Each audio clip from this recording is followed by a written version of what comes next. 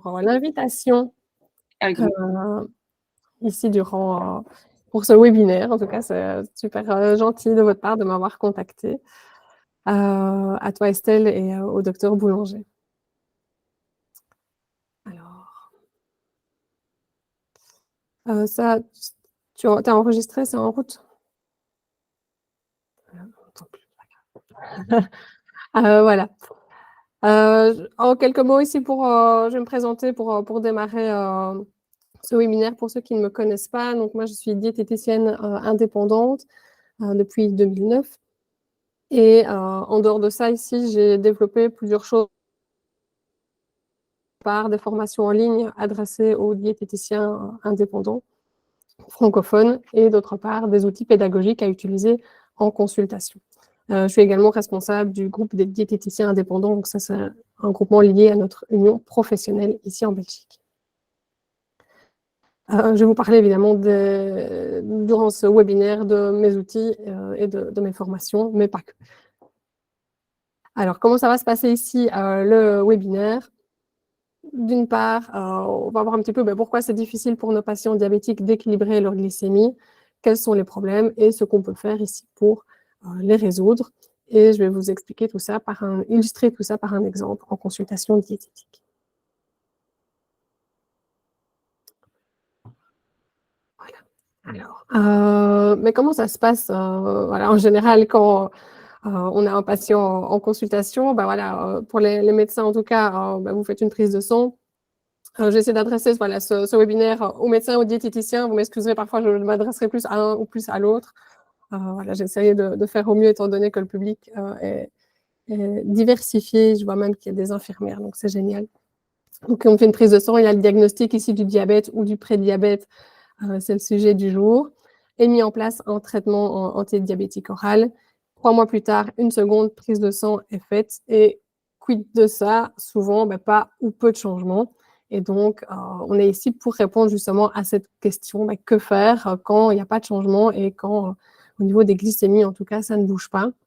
Je pense que si vous êtes ici aujourd'hui, c'est que vous voulez mieux aider vos patients diabétiques, prédiabétiques pour une meilleure santé.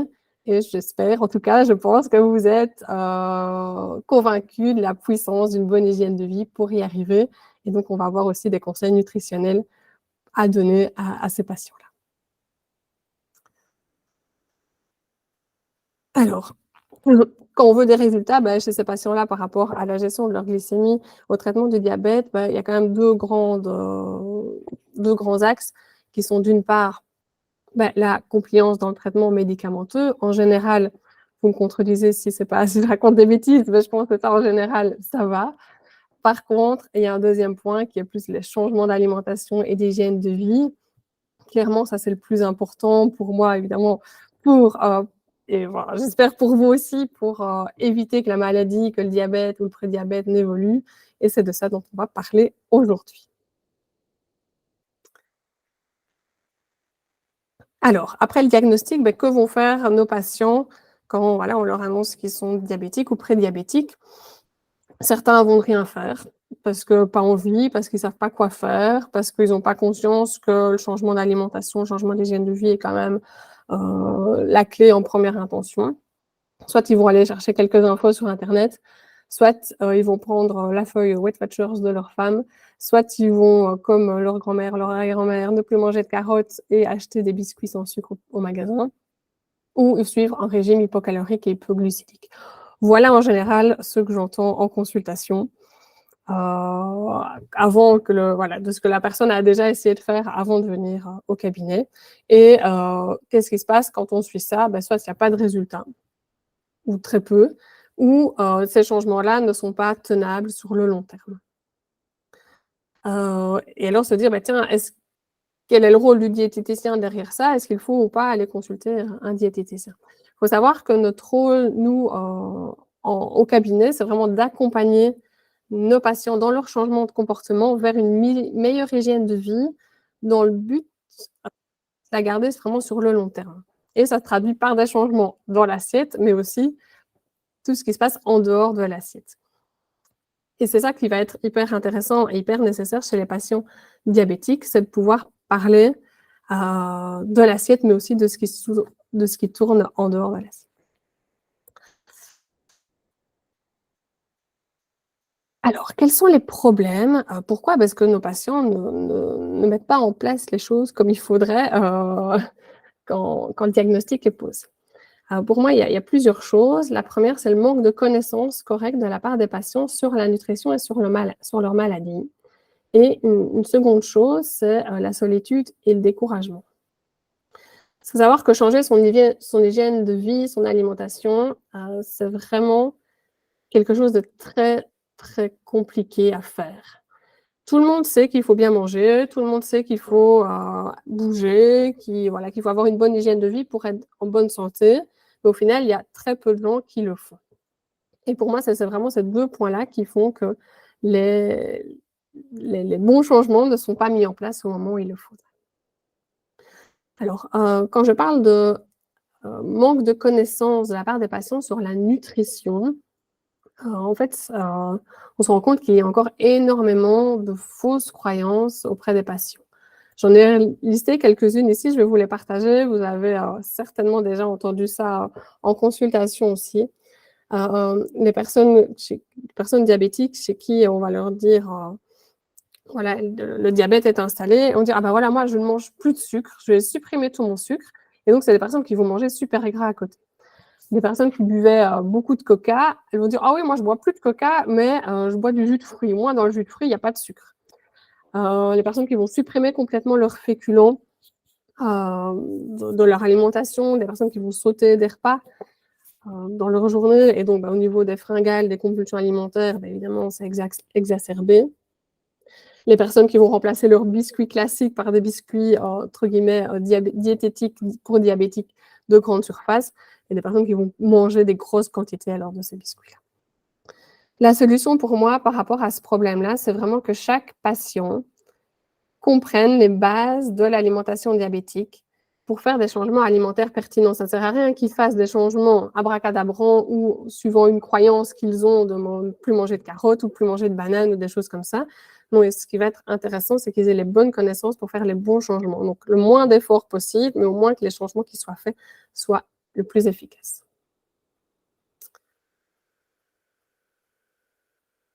Ensuite, par rapport au manque de connaissances sur leur maladie, j'entends beaucoup de patients qui ne savent pas ce que c'est l'insuline, qui ne savent pas à quoi elle sert, qui ne savent pas son rôle, qui ne savent pas comment une glycémie varie, comment est-ce qu'elle augmente, comment est-ce qu'elle diminue, qui ne savent pas pourquoi est-ce qu'ils font une hypoglycémie après avoir mangé un plat de pâtes, qui ne savent pas comment leur médicament agit, si le médicament va tout solutionner ou si c'est juste une petite aide supplémentaire.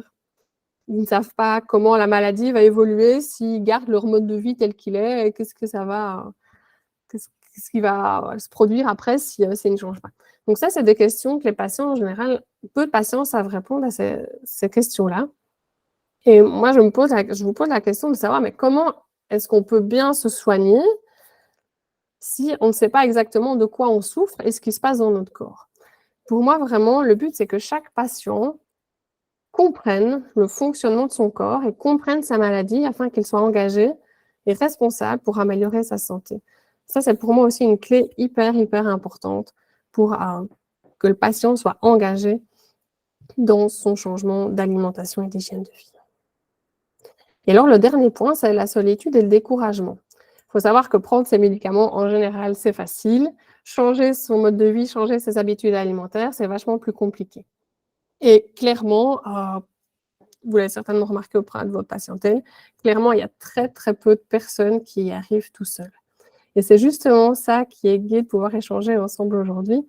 C'est ça, c'est la collaboration médecin, diététicien, infirmière en diabéto. La collaboration est vraiment hyper intéressante et efficace quand on travaille tous ensemble sur ces points-là. Et donc, on va passer en revue ces différents points pour essayer justement de trouver des solutions. Donc, que pouvons-nous faire par rapport à ces deux gros problèmes? Donc, le premier, je vais un peu vous rappeler les recommandations et les messages que le médecin et le diététicien peuvent faire passer en consultation. Parce que pour moi, le but est d'apporter ces connaissances, des connaissances correctes à nos patients sur la maladie, sur la nutrition et de leur éviter la solitude et le découragement. Alors, petit point sur les recommandations actuelles. Donc au niveau du traitement non médicamenteux, pardon, il doit être mis en place dès le diagnostic et il consiste en plusieurs choses. Voilà, j'ai regroupé les recommandations actuelles sur le sujet. Il consiste en plusieurs choses, les conseils diététiques, une perte de poids de 5 à 10 une réduction de la consommation d'alcool, une augmentation de l'activité physique et un arrêt du tabac. Donc ça, c'est vraiment les grandes recommandations actuelles sur le traitement non médicamenteux à mettre en place dès le diagnostic. À la dièse suivante, voilà. Je vais mettre un petit peu plus l'accent évidemment sur les conseils diététiques qui doivent être mis en place. Évidemment, l'objectif final, c'est que chaque patient puisse avoir une alimentation équilibrée pour limiter les variations de la glycémie, une réduction de ses lipides sanguins et qu'il puisse retrouver un poids d'équilibre. On évite toujours évidemment les yo-yo, perte de poids, reprise de poids, etc. On essaye d'avoir un poids stable, même si un poids un petit peu supérieur par rapport aux normes d'indice de masse corporelle. Le but, c'est que le poids reste stable.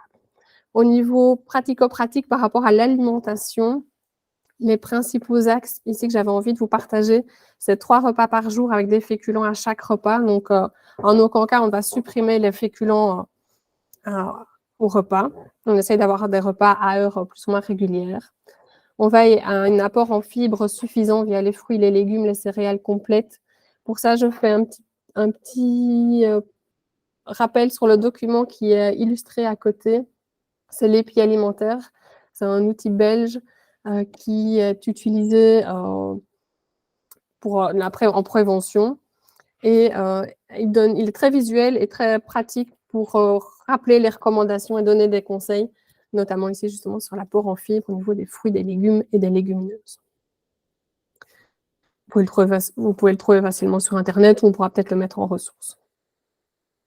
La réduction des matières grasses, surtout saturées, et on essaie de favoriser les graisses polyinsaturées. On retrouve des quantités adaptées, pas de régime hypocalorique. On favorise l'eau comme boisson et on réduit les grignotages et la consommation de sucre simple. Donc, pas de régime pauvre en calories ni pauvre en glucides. On part vraiment sur une alimentation équilibrée. Alors, voici quelques exemples de questions à poser en consultation. Donc là, peut-être des questions plus adressées aux médecins généralistes ici qui sont présents durant ce webinaire. Donc, voilà, des questions pour ouvrir la discussion avec le patient. Donc, est-ce que vous mangez des fruits et légumes? Est-ce que vous prenez 3 repas? Est-ce que vous grignotez? Est-ce que vous avez tendance à manger ou à boire en soirée ou la nuit? Est-ce que vous mangez plus que de raison?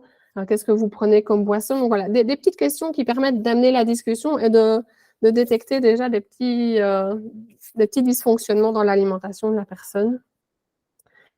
Suite à ça, en fonction des réponses qu'ils vont vous apporter, vous allez pouvoir déjà donner quelques conseils directement pour améliorer ce qui ne va pas.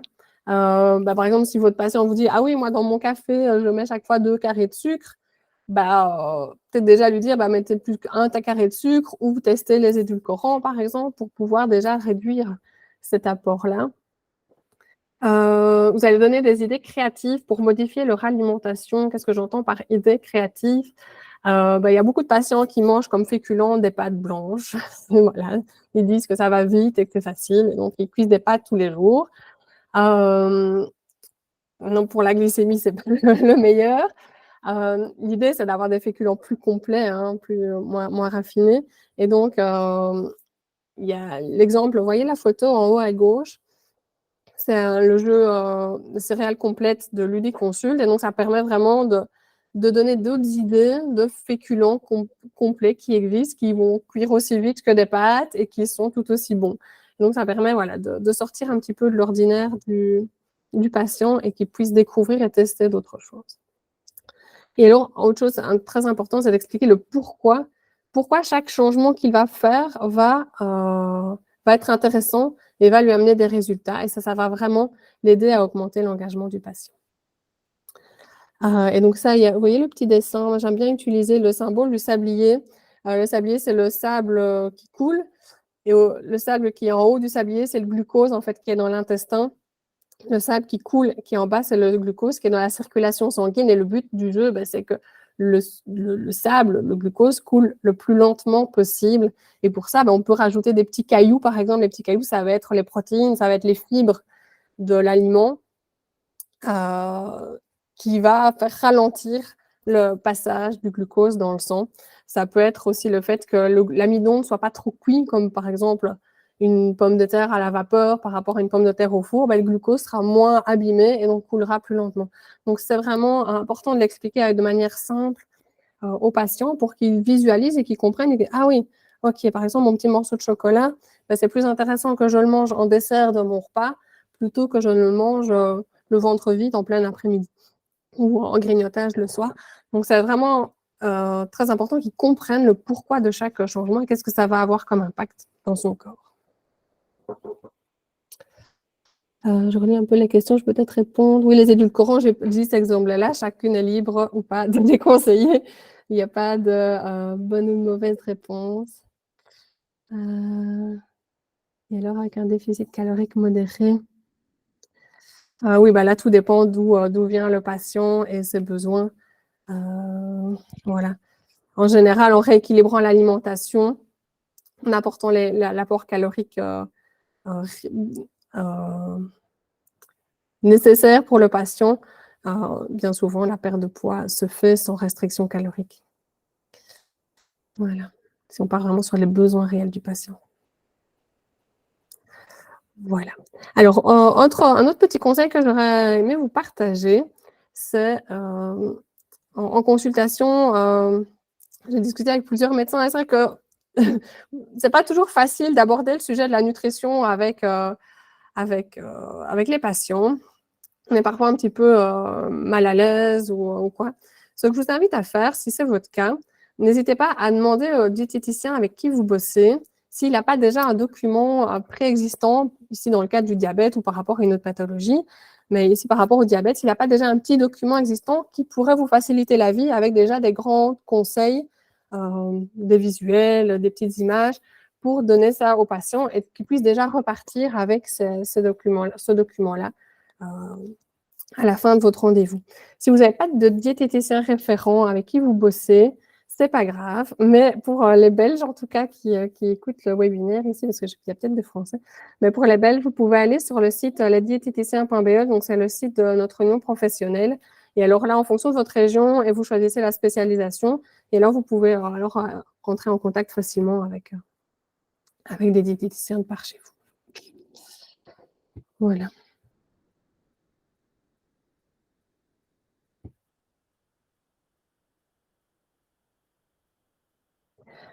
Alors, l'autre problème que j'ai soulevé tout à l'heure, c'était le manque de connaissances par rapport à la maladie. Donc ça, que vous soyez diète ou médecin qui écoutez, c'est des questions vraiment à poser à vos patients. Qu'est-ce que c'est le diabète pour vous? Comment est-ce que votre glycémie va rester stable? Pourquoi est-ce utile pour vous de perdre quelques kilos? Pourquoi est-ce qu'il faut aussi faire attention aux graisses et pas que au sucre? Donc, c'est vraiment des questions à poser pour déjà comprendre, savoir ce que votre patient a dans sa tête. Et puis de là, vous pourrez facilement rebondir et lui expliquer pourquoi, s'il a juste, s'il n'a pas juste, et pourquoi, lui montrer une petite vidéo. Nous, les diététiciens, on utilise le jeu Mon corps et le sucre, qui est un outil en 15 minutes. En fait, on explique le fonctionnement de la régulation de la glycémie.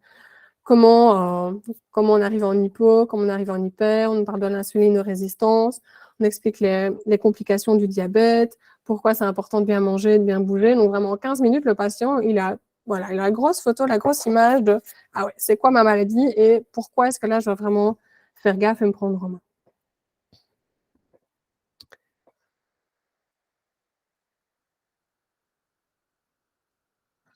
Et alors, le dernier point, c'est leur éviter la solitude et le découragement.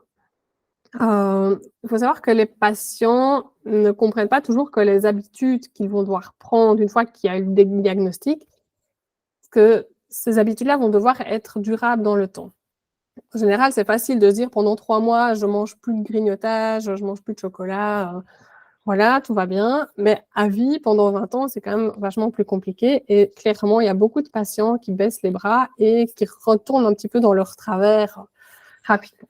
Sauf si ils se sentent encouragés et soutenus par leurs proches, par les professionnels de santé qui les accompagnent, diète, médecin, infirmiers.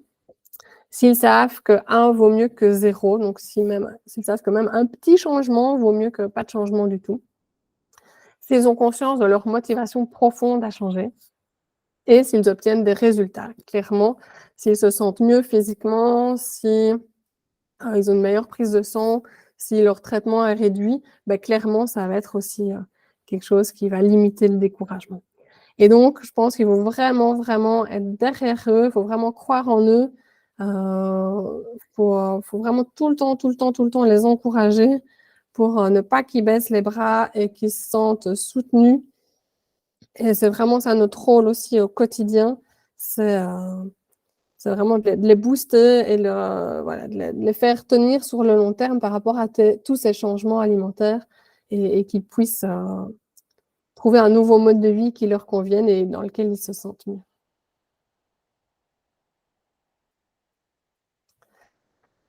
Alors, j'en profite aussi pour rappeler quand on référait vers un diététicien ou vers un médecin nutri, alors l'idéal, ça serait la prévention. C'est pas toujours le cas, mais ça serait l'idéal. Et puis évidemment, d'office, en cas de prédiabète ou de diabète de type 2. Je vous ai mis en vert les remboursements en Belgique au niveau de l'INAMI en cas de diabète sous ADO, donc un pré-trajet de soins. Et la plupart de mutuelles aussi remboursent les consultations.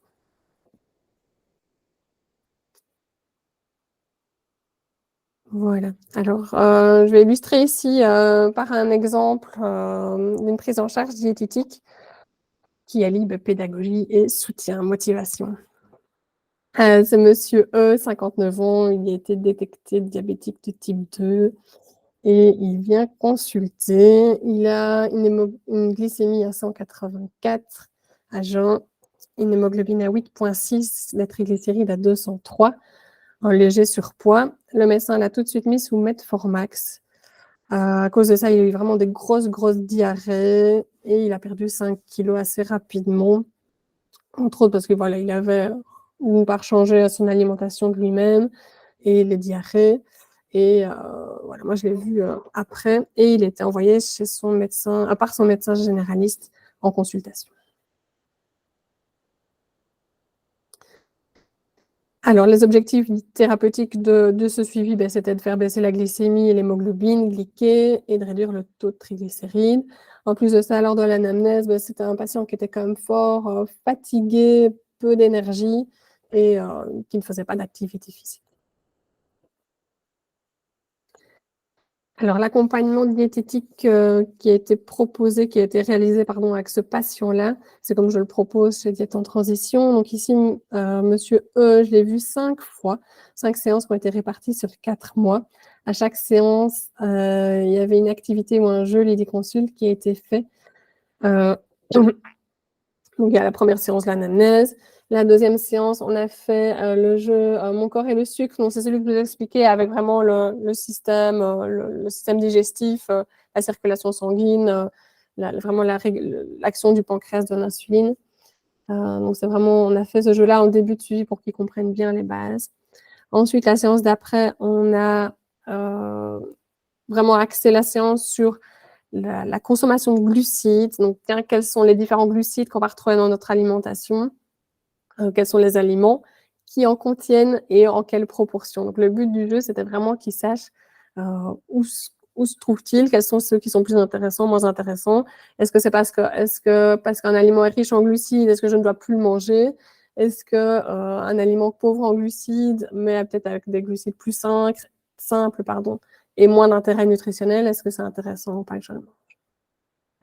Ensuite, on a vu le jeu Mes clés pour une glycémie stable. Donc là, c'est le jeu avec le petit sablier que je vous expliquais tantôt sur comment gérer cet index et cette charge glycémique qui est parfois compliquée. C'est vraiment des termes que je n'utilise pas avec mes patients. Je ne parle pas d'index ni de charge glycémique. Le symbole de sablier, ça marche très bien et ils comprennent très bien avec ça. Et le dernier jeu, c'est l'image ici à gauche, créer équilibre. Donc là, le but du jeu, c'est qu'ils mangent équilibré, qu'ils sachent se faire des repas équilibrés tous les jours. Le suivi aussi a été poursuivi entre les séances grâce à une application mobile. Moi, j'utilise l'application Mon Suivi Diète. Ça permet vraiment de traquer, plein de choses, de traquer au niveau des comportements, des habitudes, qu'il puisse aussi s'auto-évaluer, prendre du recul par rapport à ce qu'il fait et ça permet vraiment d'avancer plus vite dans le pas dans le repas, mais dans le suivi diététique, dans les changements d'habitudes et de comportement. Et alors j'utilise aussi un dossier diététique pour travailler les motivations, motivations profondes, servir de carnet d'auto-évaluation, travailler par petits objectifs, atteignables d'une séance à l'autre et célébrer les victoires, les réussites. Le le résultat de ces 4 mois de suivi, bah, c'était un patient qui a été pris en charge tôt, dès le diagnostic.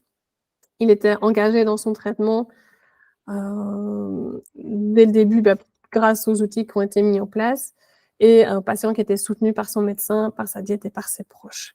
Et donc, bah, on a un patient qui va mieux, qui a beaucoup plus d'énergie, qui a un meilleur sommeil, qui a repris l'activité physique et au niveau de sa prise de sang, donc le 1er chiffre, c'est la toute première prise de sang, avant de consulter, enfin au moment du diagnostic plutôt, voilà. 4 mois plus tard, donc à la fin du suivi, on avait une hémoglobine glyquée qui était à 6,8 alors qu'on partait de 8,6. Et 5 mois plus tard, donc là, c'était sans suivi diététique, on est à 6,5. Et au niveau des triglycérides, vous voyez, ça a bien diminué aussi. Là, il n'y a pas de traitement médicamenteux par rapport aux triglycérides, ça a juste été le changement d'alimentation.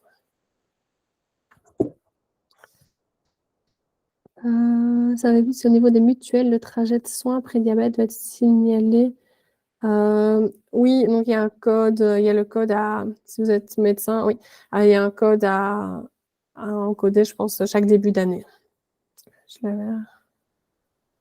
peux le remettre, voilà, le code ici 10 28 52.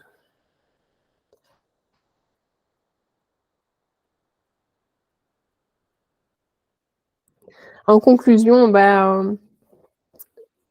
pour moi, le plus important, c'est vraiment d'apporter des bonnes connaissances aux patients pour travailler son engagement et le soutenir et l'encourager. Et tout ça le plus tôt possible dès le diagnostic de la maladie.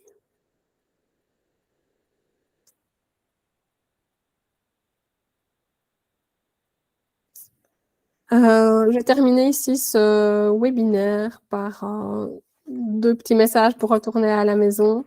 Le premier, c'est ben voilà, aider vos patients à améliorer leurs connaissances en matière de nutrition. Que vous soyez médecin, diète, infi ou autre, vraiment essayer de les aider un maximum pour qu'ils sachent les bons messages. Si vous êtes médecin généraliste, parlez nutrition avec vos patients. Et si vous êtes diététicien, utilisez des outils ludiques pour favoriser l'engagement de vos patients dans leur suivi diététique. Et mon rêve collaboratif, c'est que chaque médecin puisse compter sur des diététiciens de confiance spécialisés pour prendre en charge telle ou telle problématique et avec des outils ou des méthodes de travail adaptées vraiment à la patientèle qu'ils prennent en charge. Mon second rêve, c'est que les consultations chez le diététicien soient vraiment normalisées en prévention, au même titre qu'on va chaque année chez le dentiste pour voir si tout va bien, que la consultation diététique soit vraiment normalisée à ce même stade.